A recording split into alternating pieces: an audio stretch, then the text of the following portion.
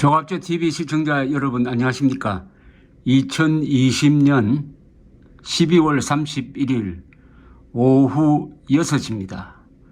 이제 6시간만 지나면은 2020년은 역사의 장으로 넘어갑니다. 지금 저는 광화문에 있는 저희 사무실 창밖을 보고 있습니다. 저기 남산타워가 보이시죠? 저 남산 높이가 263m니까 타워까지 합치면은 꼭대기까지 한 350m쯤 되겠네요.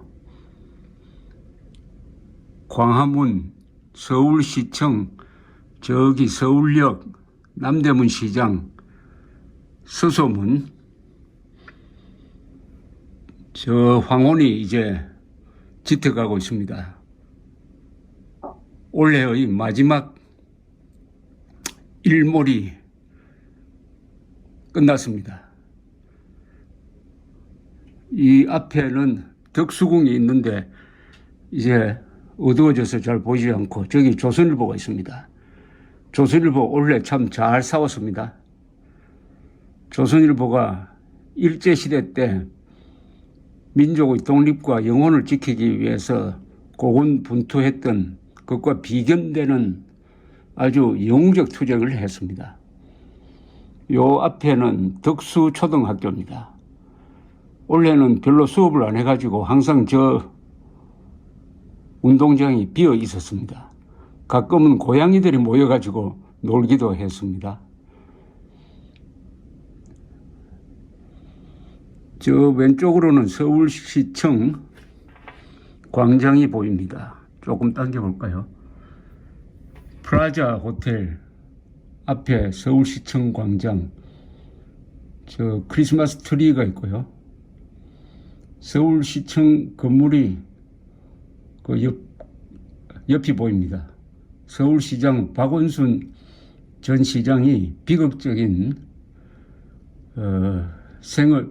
생을 마감한 게 생각이 듭니다. 서울시청이 참 잘해야 되는데 요사이 광화문 광장을 또 뜯어 고친다고 시민들 동의도 없이 뒤집어 놓고 있습니다. 이념이 전혀 다른 한국의 평균적인 상식이라든지 예의 감각과 다른 대통령이나 시장이나 장관이 들어서면은 지난 한 해처럼 이렇게 마음고생을 많이 하게 됩니다. 그러나 한 해가 저물어가는 이 마지막 날이 되니까 뭔가 좀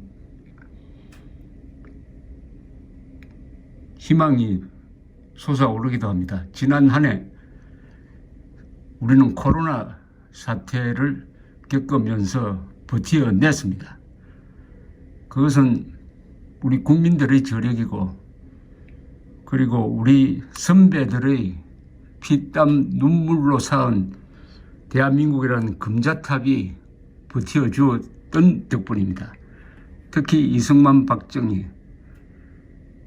대통령의 의료보험이 바로 세계적 의료체제를 만들었고 박근혜 시절에 메르스에 대응을 해서 질병관리 기능을 강화한 덕분에 그래도 이 정도로 우리가 견디고 있습니다. 문재인 정권이 음수사원을 잇고 배은망덕으로 선배들을 욕하고 있지만은 그것은 제 얼굴에 침뱉기가 될 것입니다. 올해가 끝나면은 문재인 정권도 1년 한 5개월 남게 됩니다. 바로 선거 전국으로 질주를 할 것입니다. 조선일보가 보이네요. 저거는 코리아나 호텔입니다. 이 광경이 바로 지난 70년 동안 대한민국이 이룩한 문명입니다. 문명은 사실, 법칙, 과학에 의해서 지탱이 됩니다.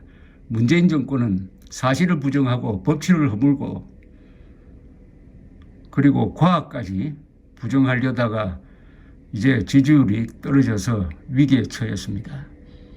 문명의 반격이 본격적으로 시작될 것입니다. 고마움을 모르는 사람, 공짜를 좋아하는 사람은 반드시 망하게 되어 있습니다. 그런데 희한하게 공짜를 즐기는 사람일수록 고마움을 모릅니다. 그러나 눈앞에 전개되는 이 장엄한 광경은 피땀 눈물로 만든 것이지 누가 하늘에서 공짜로 준 게 아닙니다. 저 시청 광장만 보면은 애국 운동가들이 저기 모여가지고 국가보안법 폐지 반대, 북한 핵무장 규탄 등으로 함성을 질렀던 그 기억이 아주 생생합니다. 어제 다행히 정광훈 목사가 무죄 판결을 받고 석방되었습니다. 무죄 판결문이 근사했습니다. 민주주의 국가는 토론의 자유가 허용되어야 된다. 특히 대통령의 이념에 관해서는 폭넓게 이념의 사상의 시장에서 토론을 통해서 시비를 가려야지 구속해서는 안 된다. 죄가 안 된다. 무죄 땅땅땅 나왔습니다. 원래 의로운 판사들이 많았습니다. 권력에 굽힌 판사들도 많았습니다. 그러나 윤석열 총장의 예에 보듯이 아직은 대한민국이 법이 권력을 이기는 그 부분을 지켜내고 있습니다. 법이 권력을 이기는 나라를 만들어야 됩니다. 권력이 법을 누르는 나라가 아니라 법이 권력을 이기는 나라를 내년에 만들어내야 합니다.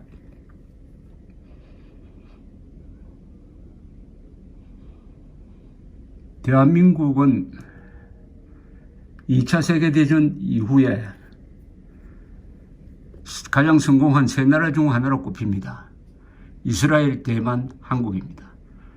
20세기에 여러 나라를 점수를 매겨서 MVP, 가장 Most Valuable Player, MVP 상을 준다면 세 나라가 꼽힐 겁니다.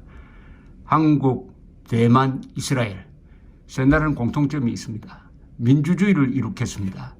경제성장도 성공했습니다. 그러나 안보상의 다 큰 문제를 갖고 있습니다. 안보 문제를 가지면서도 민주주의를 경제성장을 했다는 점에서 정말 위대한 업적을 남겼고, 그러나 한국의 경우에는 이념 문제에 대해서 소홀하다가 결국 극좌 운동권 출신들이 정권을 잡도록 허용하고 말았습니다.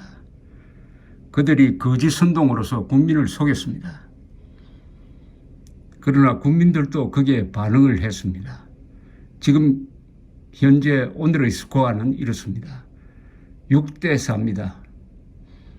문재인 잘못한다 60%, 문재인 잘한다가 35% 정도 됩니다. 6대 4 보도에서는 희망이 있습니다. 깨어나는 국민들이 늘어나고 있습니다. 저 노을 얼마나 아름답습니까? 이런 나라를 선동꾼들에게 소매치기 당해야 되겠습니까? 그러면 왜 한국의 주류 세력이 이렇게 코너로 몰렸느냐? 간단합니다. 우리가 자유통일이라는 대의를 잊었습니다. 우리 헌법은 자유통일을 하라고 국민들에게 명령을 하고 있습니다.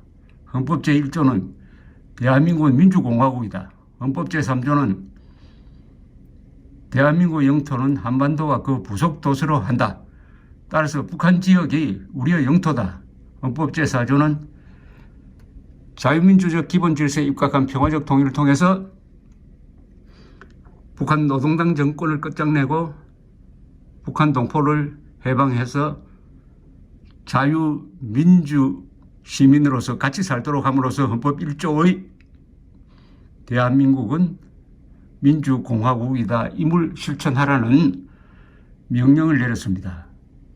그러나 평화에 취해가지고 좌익들의 선동에 넘어가서 가짜 민족주의, 가짜 민주주의, 가짜 평화에 속아서 어느새 자유통일을 잊어버리고 평화통일 하다가 국가적 대의, 국가적 목표를 잊어버리니까 간첩도 완오버됨, 간첩이 친구로 보이기 시작하는 자주국방 의지도 잊어버리고 이런 나라를 만들고 말았습니다. 이제 내년에 우리 대한민국은 결심을 해야 됩니다. 결단을 해야 됩니다. 이런 나라를, 이런 근사한 문명을 북한에도 건설해야 합니다. 북한에서도 건설해야 합니다. 반쪽은 지옥이고 반쪽은 천국인 상태가 오래 갈 수가 없습니다. 하반신은 썩어 들어가고 있는데 상반신만 건강을 유지한다는 게 그게 말이 안 됩니다. 자유통일로 나아가야 합니다. 자유통일로 나아가기 위해서는 어떻게 해야 되느냐? 남북한 국민이 단결해야 됩니다. 대한민국 국민 8천만입니다. 8천만이 단결해서 김일성, 김정일, 김정은 그 추종 세력을 몰아내야 합니다. 굴복시켜야 합니다. 그렇게 하려면은 김정은 대 한민족 대결 구도로 만들어야 됩니다. 8천만 대 1로 만들어야 됩니다. 김정은 세력이냐 대한민국이냐 그 사이에 중립은 없습니다. 문재인 정권은 김정은 대 대한민국이 대결해서 현재는 대한민국 편에 서지 않고 있습니다. 문재인 정권에게 선택을 요구해야 됩니다. 김정은 편에 설 거냐, 대한민국 편에 설 거냐, 법치 편에 설 거냐, 법치 파괴 세력 편에 설 거냐, 문명이냐, 야만이냐. 1대 8천만이 아니라 사실은 1대 70억입니다. 인권을 소중하게 여기는, 자유를 소중하게 여기는 세계 전체와 연대를 해야 됩니다. 그럼 70억을 우리 편으로 만들어야 됩니다. 김정은 편에 선자, 김정은의 편, 남한의 극좌 운동권 세력을 고립시켜야 합니다. 그렇게 하기 위해서는 자유통일을 우리의 인생관으로, 세계관으로, 국가관으로 그 중심에 놓아야 한다고 생각합니다. 한 해가 저물고 있는데 이렇게 좀 딱딱한 이야기를 해서 죄송합니다. 올해 정말 짜증스러운 얼굴들을 많이 보았습니다. 그 사람 얼굴을 보면 기분이 좋아야 되는데 그 사람 얼굴만 보면 짜증이 나는 그런 얼굴을 제발 내년에는 좀 안 봤으면 좋겠습니다. 요새 그 얼굴을 보면 마음이 든든해지는 몇 분이 있어요. 그 중에 한 사람이 윤석열 검찰총장입니다. 윤석열 검찰총장은 지금 역사를 만들어가고 있습니다. 지난 1년 동안 국민들이 그렇게 좋아하고 보호하고 같이 웃고 같이 울었던 사람이 제 기억으로는 윤석열 총장 이외에는 없었던 것 같습니다. 이게 저 사람을 지도자로 만들어 가고 있습니다. 지난 주말에 서울행정법원이 윤석열 총장의 손을 들어줘 가지고 직무 복귀시켰을 때 얼마나 많은 국민들이 열광했습니까?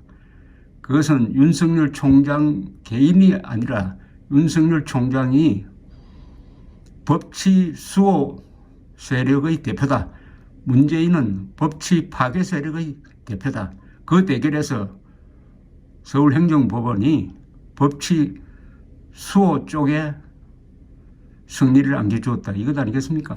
그리하여 법이 권력을 이긴다는 것을 보여주었다. 그 연장선상에서 2021년에는 구체적인 결실을 맺는 한 해가 되기를 기원합니다.